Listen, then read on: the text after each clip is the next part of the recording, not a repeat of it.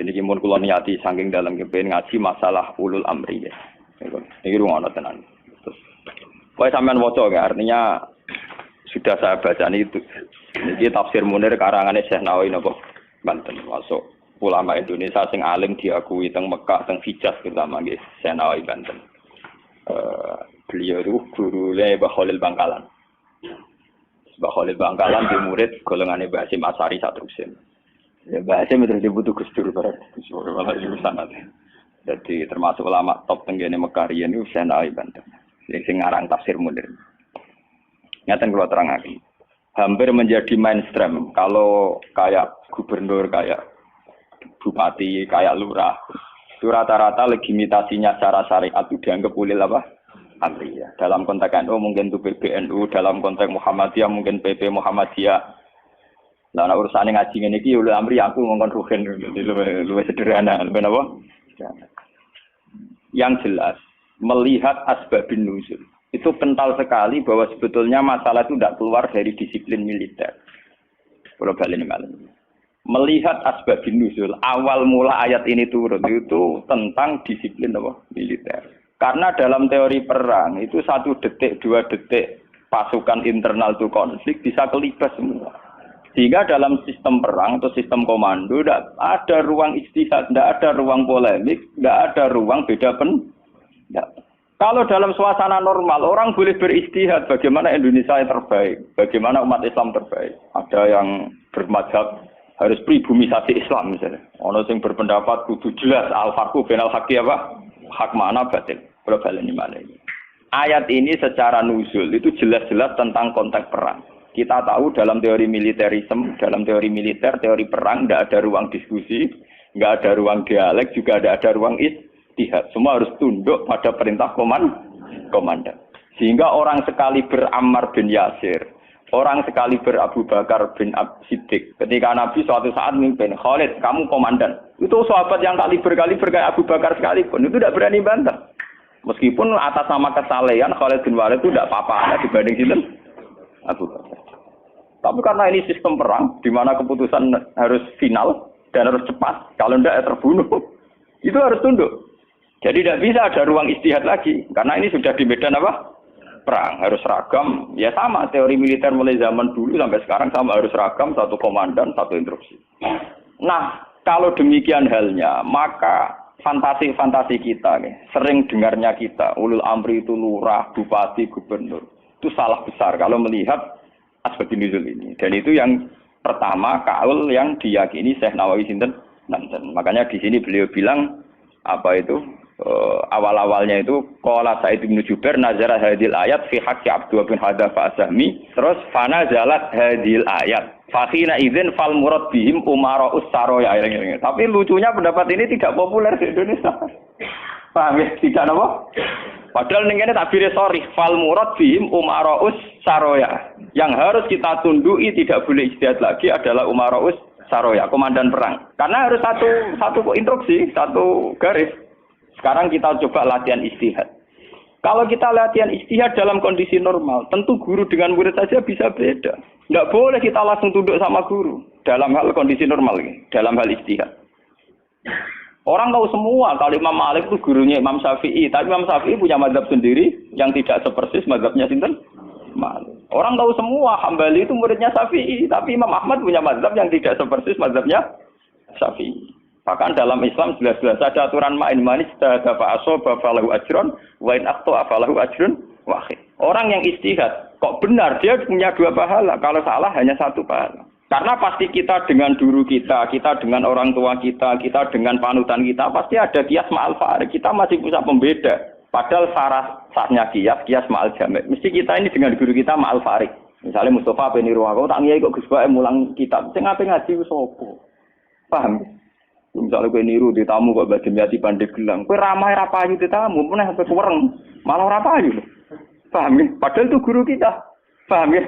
Banyak. Kenapa kita harus beda dengan guru? Bukan karena melawan, konteksnya beda. Misalnya istiqomahnya kiai tentu mulang santri. Kita tidak punya santri, itu ini tonggo. Paham ya? Iku tonggo sing kita kalah sejarahnya. Tahu diutang, tahu buruh. Bareng ngono kita modal dadi kiai mantan buruh wong ra salat. Bingung to lek ndak wae. Paham ya? Bagaimana mungkin kondisi sosial kita yang begini, apa kiai PD kalau kiai sing sana turunin apa? Iya. Paham? Akhirnya kita tetap diam-diam punya format sendiri. Nah, makanya bagaimana mungkin ulul amri itu ditafsiri kalau harus seragam di luar konteks militer tentu salah besar. Malah Imam Nawawi itu memiliki dawuh bahwa ayat ini sebetulnya turun dalam konteks apa? Militer. Gini ku umaraus saroya. Tapi tragisnya pendapat ini tidak populer di Indonesia. Mulai tiap lurah, bupati sampai SBY, tiap kiai yang mimpin ormas itu mengklaim kalau beliau itu adalah apa? Ulil amri. Dan kita harus taat, harus tunduk. Paham ya? Itu kalau menurut pendapat di sini ya, niku awal yang dipilih ya. Artinya Imam Nawawi menceritakan 3 pendapat, tapi yang diprioritaskan di pertama. Biasanya tradisinya ulama, kalau yang dihikayakan pertama itu yang diyakini, paham ya? Dia misalnya punya 3 hikayah pendapat, ya kok yang diletakkan di pertama berarti yang paling apa? Diyakini. Itu biasanya tradisinya ulama kultural. Paham ya? Terus pendapat kedua, qala ba'duhum ta'atullah wa rasulihi wajibatun qat'an. Sudah jelas ya kalau taat Allah Rasul pasti wajib. Sekarang kalaupun ulul amri itu adalah penguasa atau ulama atau guru atau orang tua, itu dalam keputusan Islam yang ijma. Ini perlu dicatat. Dalam keputusan ijma, Islam yang sampai napa? Ijma. Bukan dalam keputusan Islam yang masih dikhilafkan. Dan tidak banyak masalah Islam yang ijma. Perlu dicatat. Tidak banyak masalah Islam yang diijma. Misalnya sholat zuhur, paling yang diijma ulama itu hanya bentuknya yang 4 rakaat. Variasi sendakepe mbok. Paham nggih? Ndak kok si tangan mbok ning isole udel apa ning igo sing jare ilang mergo dicolong Adam keluwen igo dikane sinten? Awak mindol ilahi harus ditutupi nak sendake mbok hadis kondi iku yo pirang-pirang. Paham nggih? Oh, nek salate wong Pakistan ngeten kenceng. Wong Nabi nate dawuh nang salat sendakep yo diseneni. Maksudnya tanganan beno kaya biasane. Dadi ngeten. Pak, wono hadis nak cara riyen guru kula nate cerita. Nak salate wong Turki apike jajasan dasinan. Kejare Nabi, kowe nak salat kudu ala ahsani hayatikum, pada baju terbaik kalian. Sarung identik mbek wong nganggur. Paham ya? Berarti kena salat sarungan berarti sowan pangeran dengan pakaian pengangguran. Paham ya? Mergo sarung yo go kemulan, go nyolong pelem. Gue tambah dadu. Makanya orang Turki itu meyakini sholat yang baik itu pakai baju kehormatan. Yaitu sing sowan presiden gubernur. Dulu teng Mesir, tenggene Turki. Wong sholat mesti dadinan celananan. Paham ya? Karena Nabi hanya pakai aturan umum. Ala ahsani napa? Hayatikum. Sehingga pernah ada ulama hadis besar di Al-Azhar itu khutbah dia dasinan tidak pakai peci. Ditanya itu tidak pakaian mainstream yang di Mesir, ulama Mesir. Dia bilang ini ahsani hayatikum. Ini keadaan terbaik saya. Paham? Jadi kalau pakai ukuran itu tentu kita sholat pakai sarung identik dengan pakaian istirahat. Kemulan. Menan awang kota yang biasa celananan nganggo sarung bedak ning jeding, bedak ning kamar napa? Mandi. Tentu itu pelecehan. Nganggo teori ini. Dan itu banyak ulama yang anti, betul banyak. Kalau sampean di Turki, di Pakistan, di daerah-daerah yang meyakini itu pakaian pengangguran, itu kriminal betul. Karena siarnya begitu, nggih, tradisi siarnya begitu. Tapi kalau di Indonesia, untuk daerah tertentu juga, ada semua Indonesia, sarung itu identik dengan pakaiannya santri. Ya sudah kita sarungan ala santri. Tapi coba kalau di Malaysia, kayak Mahathir Mohamad, dia pakai celana, sarungnya disampingkan. Dan itu ala ahsanin apa? Hayatikum. Tapi di Indonesia sama tak gitu, ketupraan tapi. Nah ini contoh. Lah yang kayak begini tidak mungkin masuk kategori wajib taat karena variannya tidak ijma gitu loh maksudnya. Saya tuh paham ya? Tidak mungkin kita taat sama guru sama penguasa yang variannya begini karena tidak pada level nopo ijma. Paham ya? Mulane kula nu tak ngiling-ngilingan, kula ngertakoki santri kula, nak salat cepet. Ya sing wajib pokoke rukuk iku juga dari subhanallah terus sujud. Pokoke sing ijma tok kula niku pokoke standar sing cepet. Kula ngiling-ngilingan sunah Nabi mok sita. Kula sering lambenan putih niku tok ngiling-ngilingan sunah Nabi. Mergo kula cobaan gak mungkin. Daripada ora blas, wae ngiling-ngilingan Nabi seneng pakaian putih, kula seneng putih, ngoten ngiling-ngilingan. Kula paling ra seneng klambi batik jujur. Kok Nabi paling ra seneng klambi sing corake ruwet. Mergo Nabi nate diadai batik iku menolak karena corake napa keruwetan. Jadi saubun lahu a'lamu cara Indonesia napa? Batik. Karena itu untuk zina. Biasanya kalau dalam tradisi Islam yang untuk zina itu perempuan, apa? Perempuan. Makanya desain klambi takwa itu tidak ada yang batik. Karena memang kalau yang kaitan takwa itu identik dengan polos. Niki cerita sunnah loh guys. Artinya tidak ada yang saya kritik biasa apa standar. Nggak ini cerita ala asani apa? Hati. Ala asani hati. Tapi yang menjadi masalah, kalau nanti diskusi dengan kiai. Tapi masalahnya ini loh, kelambine wong Indonesia paling dalam itu hormatan itu batik. Makanya banyak kiai-kiai yang sholat Jumatan malah milih nganggo batik. Alasannya Jumatan disunatkan pakai putih, kalau tidak baju terbaik. Nah kadang batik itu menempati kasta terbaik. Tapi sebetulnya itu keruwetan. Masalahnya itu ada variannya itu, varian coraknya itu yang lahu aklam, yang variannya apa? Dikeruwetan, apa? Keruwetan. Tapi apa-apa, tiga apa-apa. Penting ra udah. Lah yang kayak begini itu tidak mungkin menemukan format ijma, sehingga tidak mungkin kita wajib toh. Ini catat ya. Tidak mungkin kita wajib nopo. Sehingga tidak perlu santri Indonesia yang mondok Mekah terus mulai jubahan, ya nggak perlu. Sing mondok India terus nganggo turbus gitu boten perlu. Sing di kiai kemal-kemul jubahan, orang ganteng pesel jubahan, wah sini-sini wong. Nah gurumu ning Mekah jubahan pantes ganteng gagah. Aku wireng puasa kriting jubahan. Mesti pikirane wong pertama ngenyek ora ngarah darani sunah Nabi. Kok nyeben tapi mesti wong ora sida nafsirno sunah tapi nafsirno sing ora. Paham ya? Terus menyangkut varian-varian yang terus begitu. Lah termasuk yang diijmai ulama yang paling sensitif tentu masalah nikah. Itu mulai dulu sampai sekarang kita harus syukur sama pemerintahan Indonesia. Delala kersane Allah diputuskan sepihak. Sebetulnya sepihak loh. Saya ulang-ulang sepihak. Format nikah di Indonesia ngikuti mazhab Syafi'i. Yaitu harus ada wali atau pengganti wali dan dua saksi. Itu berkah betul bagi Indonesia. Delala mulai dulu mulai pemerintahan Belanda. Karena zaman Belanda sendiri itu urusan nikah, tolak, waris sama wakaf itu juga sudah diserahkan ulama-ulama Islam itu mulai zaman Belanda sampai sekarang. Karena nikah itu yang ila darajatil ijma itu hanya berapa? Jika ada varian-varian mazhab kayak Dawud Az-Zahiri, di Syiah sendiri ada mut'ah. Terus di Indonesia sendiri sakake ngomong sing wis ra kuat ngebet terus akhirnya nganggo khilah-khilah napa? Mut'ah. Dasar ngajine Dawud Az-Zahiri wis khilah-khilah dhewe. Termasuk riyen nate ana kiai terkenal gegere ra karuan perkara mut'ah ambek janda populer. Itu memang repot. Tapi apapun repotnya itu tidak boleh divonis zina. Apapun repotnya. Sampai jangan pernah menvonis itu napa? Zina. Ya kalau tidak cocok. Tapi jangan pernah menvonis itu zina. Karena aturan main dalam vonis, dalam sanksi itu ngendikane Nabi idraul hududat bisyubuhat. Fa innal imama la ayyukhti afil afwi khairun min ayyukhti afil uqubah. Coba cari jalan terbaik yang paling bisa ditahmilkan, bisa dimumungkan. Karena seorang imam salah dalam mengampuni itu masih baik daripada salah dalam membuat hukuman. Salahnya pura itu cek bener.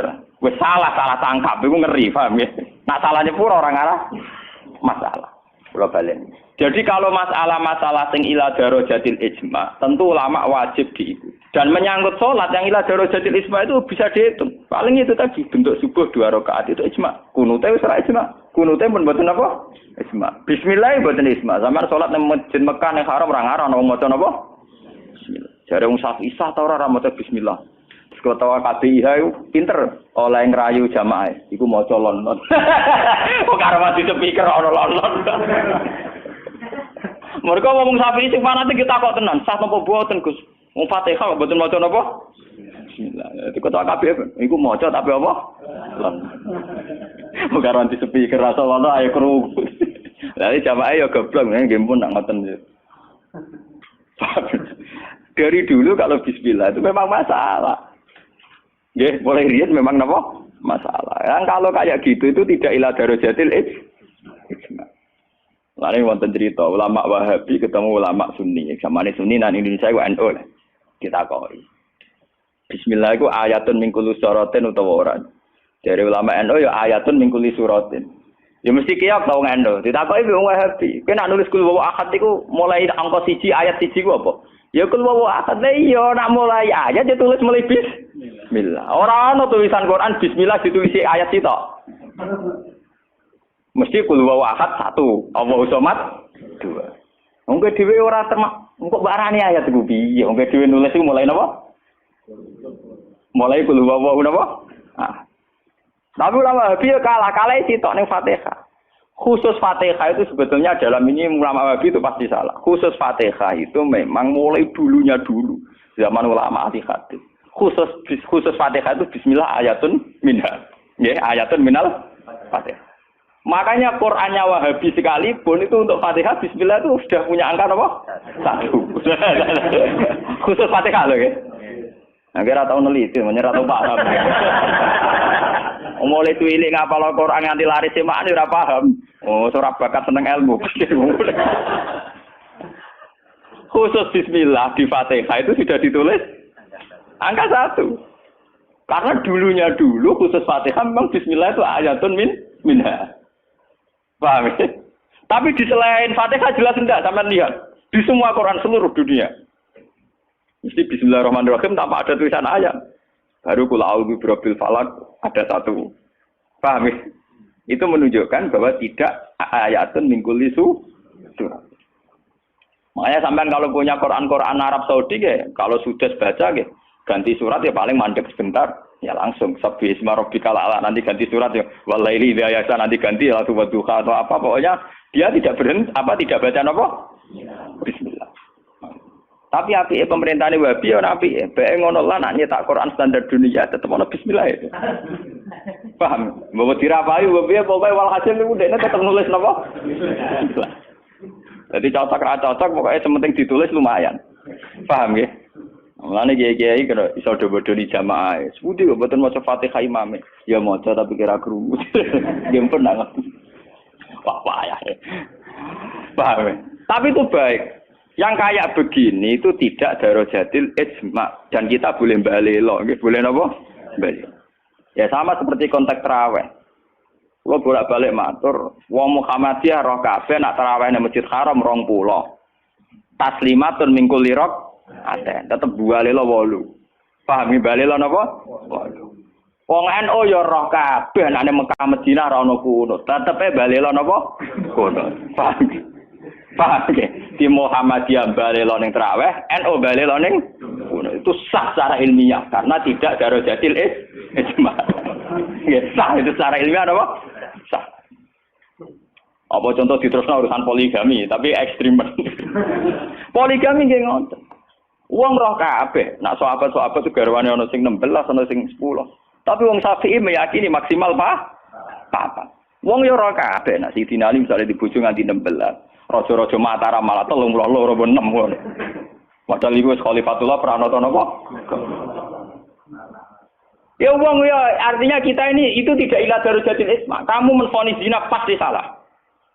Jangan mentang-mentang kamu Syafi'i orang Islam yang menikahi di atas 4 kamu vonis zina, pasti salah. Vonis kamu pasti salah, kriminal vonis kamu. Jangan mentang-mentang Syafi'i kamu menvonis zina siapa yang nikah fawqal arba. Enggak bisa. Karena itu memang keputusan maksimal 4 itu tidak. Sing ijma paling sak ndure siji mesti masalah geger iku ijma iku. Iku mergo nglakoni dhewe-dhewe. Paham, nah iku peristiwa kenyataan, nah iku ora urusan ijma ulah.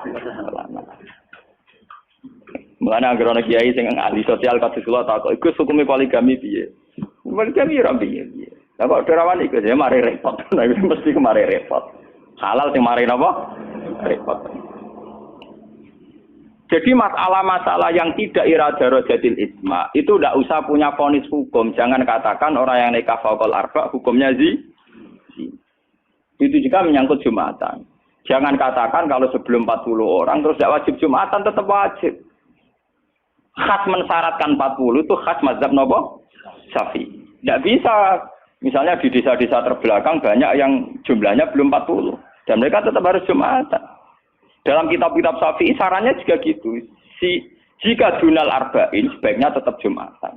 Meskipun nanti sebaiknya AA2 zuhron. Meskipun nanti sebaiknya ya ada apa? Karena bahaya kalau nanti ada Jumatan disyaratkan nunggu orang 40. Enggak ada dalam tradisi wong latihan berjuang langsung di umat kira 40. Iku apa-apaanan. Latihan berjuang di umat 40 iku sakene. Nabi dadi nabi selawase ana sing di umat loro telu. Trimo wong sapi di umat minimal piro? 40. Ora ngarah. Paham ya? Ini kalau baleni malih. Kalau pendapat ulama itu ila darajatil ijma baru wajib ditundui. Padahal masalah yang ijma itu bisa dihitung dengan jari. Misalnya sholat 5 itu paling bentuk rokaatnya yang ijma. Bentuk fatihahnya ya misalnya Hanafi tidak harus fatihah. Pokoknya mata ya saro minal Qur'an. Macam-macam gitu. Nggih, mata ya saro napa? Minal. Kalau Syafi'i bentuknya harus fatihah. Enggak harus surat. Itu yang tidak ijma'nya. Begitu juga menyangkut i'tidal baca apa, rukuk baca apa, sujud baca apa juga tidak pernah ijma'. Sementing ada tumak ninah, bikot berisubha. Nah, ya ukurannya bacaannya baca, pakai begitu. Kalau diteruskan juga masalah qiraah, ada Ibnu Katsir, ada Imam Asim, ada Imam Amir, Ibnu Amir dan sebagainya. Sehingga qiraahnya Quran macam-macam. Cuma kita ngikuti qiraah atau Asim riwayatin apa? Hafiz yang kita yakini dianggap qiraah apa? Masyhur. Paham itu? Kalau terusaken niki. Jadi niku sing menyangkut isma. Lah niki sing radi ekstrem Imam Nawawi ngendikan wa amma taatul umara wa salatin fal aksar annaha takunu muharramatan. Niki ekstremen. Kalau taat pada penguasa atau raja itu kebanyakan konteksnya, kebanyakan kasusnya itu malah haram. Li annahum la ya'muruna illa bil dzulmi. Paling banter kebijakannya berbau napa? Zalim. Nah, ini kok ekstremen ya. Jadi Senawi Banten itu ekstremen. Dan dalam hal ini saya tidak sependapat dengan Senawi Banten. Karena kalau di kitab-kitab lain itu rata-rata meyakini vonisnya jangan haram, tidak wajib. Tidak wajib dulu. Kalau beda ini kalau contoh. Kalau dalam usul fikih dikatakan haram dengan tidak haram itu beda sekali. Sama seperti hukum dialogis. Misalnya Mustafa kere itu parah. Nah ora sugih iku ya ora nganti kere tapi ora nganti sugih. Misalnya Ruhin goblok itu parah. Tapi nak darani Ruhin gak ngalim, tapi orang nganti goblok. Nah di sini Imam Nawawi menfonisnya ekstremen. Taatul umara itu haram. Niku ekstremen. Sebetulnya dirumuskan dulu tidak wajib, nggih. Urutannya napa? Tidak wajib. Lah tidak wajib itu bentuknya bisa haram ketika maksiat. Tapi ya kadang-kadang naik ke wajib. Kalau itu menjadi maslahatul ra'iyah. Paham ya? Juga bentuknya bisa sunnah. Kalau baleni malih nggih. Dadi teng usul fikih nggih, dasar-dasar ilmu usul fikih wonten aturan main ngeten nggih. Pertama misalnya hukum itu wajib. Ada tidak wajib. Lah tidak wajib itu bisa sunat, bisa mubah, netral, nggih, bisa khilafil aula. Jadi jangan divonis haram dulu. Nggih, jangan divonis haram. Dan kita ngikuti tradisi Sunni bahwa taat kepada umara selagi tidak memerintahkan barang haram itu taatnya wajib. Selagi tidak memerintahkan barang napa? Nggih, jadi misalnya SBY punya kebijakan masyarakat harus bayar pajak misalnya. Yang pada kadar yang wajar. Itu ya wajib. Tapi kalau memerintahkan haram maka menjadi apa? Haram. Artinya apa? Hukum taat kepada umara itu tidak ada hukumnya. Yang penting tidak wajib dulu. Nanti melihat kalau konteksnya maslahat menjadi wajib. Kalau tidak maslahat tapi tidak haram, ya nanti ada urutannya. Kalau agak baik, ya mungkin sunat. Baiknya sedikit, ya agak sunat. Kalau setengah makruh, ya khilaful aula sesuai urutan-urutan di fikih. Karena itu banyak itu ketentuan-ketentuan di fikih. Lah yang menjadi masalah ini sama dengan tenan. Bagaimana kalau sesuatu itu taruhannya dengan stabilitas? Niki rungokno tenan. Entah itu stabilitas politik, entah stabilitas ekonomi. Kayak kasus Bank Senturi itu kaitannya jenenge apa? Stabilitas. Niku paling ngeri dalam semua tradisi kekhulafaan dulu. Misalnya Yazid itu jelas-jelas gentuk. Yazid bin Muawiyah jelas-jelas gentuk. Dia adalah aktor di balik pembunuhan Said Husain di Karbala. Tapi kalau dilawan akan terus berdarah-darah umat Islam. Karena de facto Yazid lah yang dianggap presiden saat itu. Karena dia putra Muawiyah yang memenangkan pertarungan politik dengan Ali bin Abi Thalib. Jika kalau dilawan akan terus berdarah-darah umat Islam. Tapi keputusannya Said Hasan mengakui pemerintahnya Muawiyah, juga pemerintahnya Yazid. Apa mengakui kebatilan? Ya enggak. Hasan hanya ingin bilang bahwa stabilitas umat berdarah-darah harus dihindari. Perang berkepanjangan juga harus dihindari. Sehingga ketika era Said Hasan disebut amil istima. Itu paling susah. Dan itu mulai dulu sampai sekarang masalah. Begitu juga stabilitas ekonomi. Semua ulama itu ijma kalau riba itu haram. Lah riba itu apa? Mengambil kadar lebih dari uang pokok. Tapi semua sistem keuangan dunia meskipun itu di negara Islam yang jenenge bank rumus dasar itu suku bunga. Lah makanya kayak sama tak ceritani. Hukumnya bank mulai NU lahir 26 sampai NU wis tuwek saiki 2000 pinten? Tiap muktamar mesti ana sing takok. Yo tetep dijawab khilaf. Senengane muni telu kae mulai dhisik yo telu. Suwe tambah papat. Biasane mainstream pertama riba mesti haram. Wis suwe nak riba mesti napa? Haram. Lah nek takok, lah bank itu termasuk riba apa ndak? Orang mesti haram. Pokoke munine riba itu haram. Kalau ceritani nggih. Karena kiai-kiai yang meyakini riba haram itu betul. Kalau riba haram itu betul. Tapi kalau yang meyakini bank itu riba itu tidak mesti benar. Bank loh. Karena begini, dulu ekstrim-ekstrimnya kiai tenggene Indonesia termasuk Kiai Rehan Kudus. Termasuk guru-guru saya ekstrim. Ini kemauan sempat fatwa khusus bank negara itu boleh. Masih bilang gitu. Lihat di keputusan-keputusan gitu. Yang masih punya ruang boleh bank apa? Bank negara. Alasannya dalam sistem moneter modern tidak bisa menghindari yang namanya bank.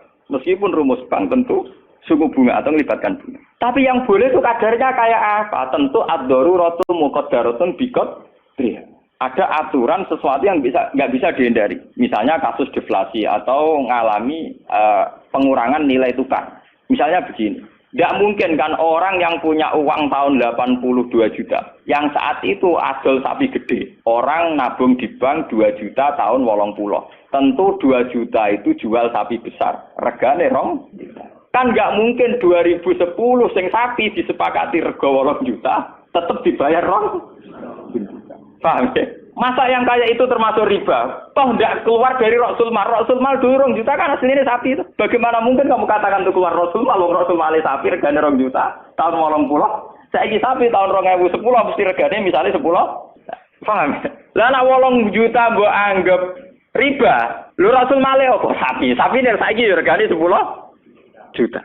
Lha iku sing dadi masalah ulama. Makanya dulu ketika rektor Al-Azhar sing jenenge Muhammad Saltut, kenapa Saltut itu populer di dunia akademik? Mergo dekne tahu kontroversi mengatakan jika riba itu ada juz'un yasirun yang menutup angka penyusutan uang, maka itu belum sampai kategori napa? Cuma sing dadi masalah di Jawa yang kita alami. Krus yang diakui syariat kan hanya krus pakai emas. Sementara krus wong desa pakai sapi, mergo ora duwe emas. Misalnya begini, ini pengalaman saya nggih. Kulo nu sering nangani konflik tangga-tangga masalah ngoten. Misale adike mantu, cara kuno rak diutangi kakake. Mbah Gus pokoke riyen kula utangi pedet. Pas niku payu 400.000. Tahun 80. Saiki tukarane wis ra rukun tahun 2010 kiyaine wis aku. Mbah Gus pokoke riyen kula utangi sapi pedet. Lah iya dhisik mau 400.000 saiki tak tor 400.000 dari sing utang oleh dolim. Anak saya kita pitik telu.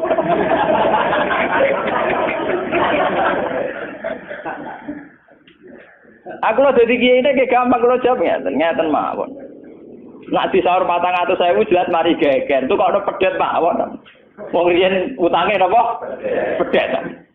Sampeyan yo goblok. Terus orang nganggo emas nganggo pedet. Wong kene pedet ya saya tuku pedet. Engko aku ngukumi wajib nganggo krus pedet wis rupa dhuwit mesti geger. Wah, dhisik kok pedet yo sahur napa? Sekarang tetangga saya itu banyak yang haji.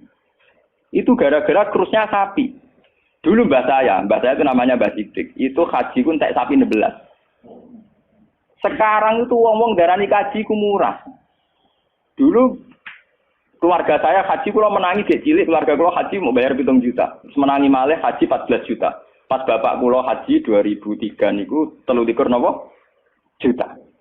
Tapi wong desa muni darane haji saiki sepakat murah. Mergo nak ngangkrus nganggo sapi. Mergo dhisik sapi entek sapi 16. Saiki 30 juta lah entek sapi 4. Dadi wong desa nak darane haji saiki luwih murah timbang dhisik.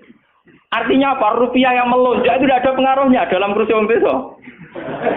Mergo dhisik 7 juta entek sapi 6, saiki 30 juta entek sapi 4. Bagaimana Anda bisa menvonis riba dalam konteks-konteks serwet ini ekonomi ini, paham ya?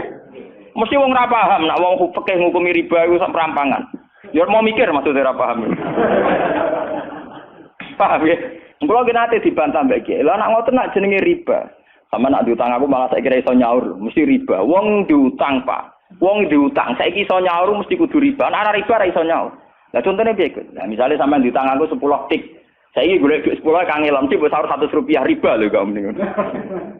Iya toh, misalnya orang dulu punya pecahan 10 rupiah, diutang 10 rupiah. Saya iki ruhin nyaur iki, golek pecahan terkecil saya iki 100 nyusui ra iso lho.